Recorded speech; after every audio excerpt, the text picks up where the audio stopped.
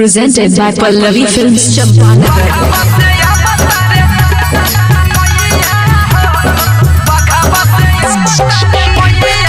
Music director Nitish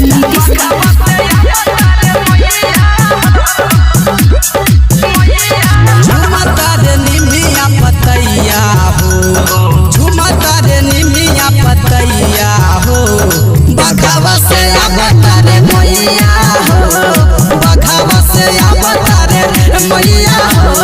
निपटेले बानी घर अंगना हो, निपटेले बानी घर अंगना हो, बघावा से आवता रे मैया हो, बघावा से आवता रे मैया हो।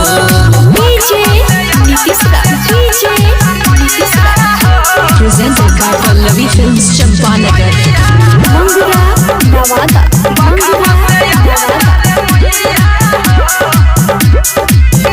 आवेले जब जब मैया जी गाँव में लागेले गौआ सुहावन, चम चम चमके माई के सुरतिया लागेले बहुते मन भावन।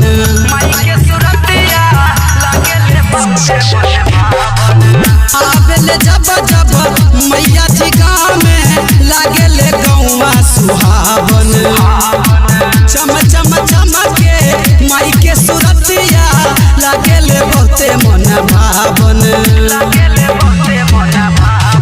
आवते हे माँ के पर पैया हो, आवते ही माँ के पर पैया हो, बघावा से आवता रे मैया हो, बघावा से आवता रे मैया हो।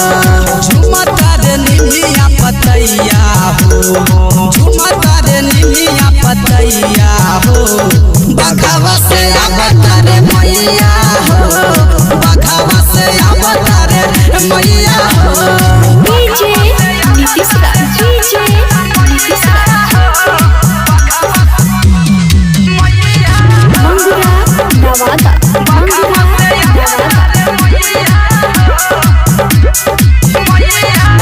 निमिया के डलिया मैया के अपना हाथे से झुलावा झुलायब, माई के भजन गावे खातिर बिक्की मल्हा के बुलायब।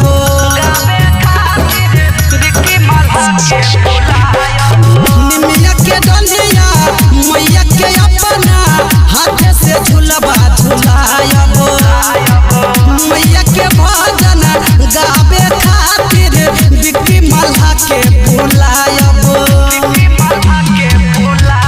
संघवे में अइहे भैरो भैया हो, संघवे में अइहे भैरो भैया हो, बघावा से आवता रे मैया हो, बघावा से आवता रे मैया हो। झुमता रे निमिया पतैया हो, झुमता रे निमिया पतैया हो, बघावा से आवता रे मैया हो, बघावा से आवता रे मैया हो।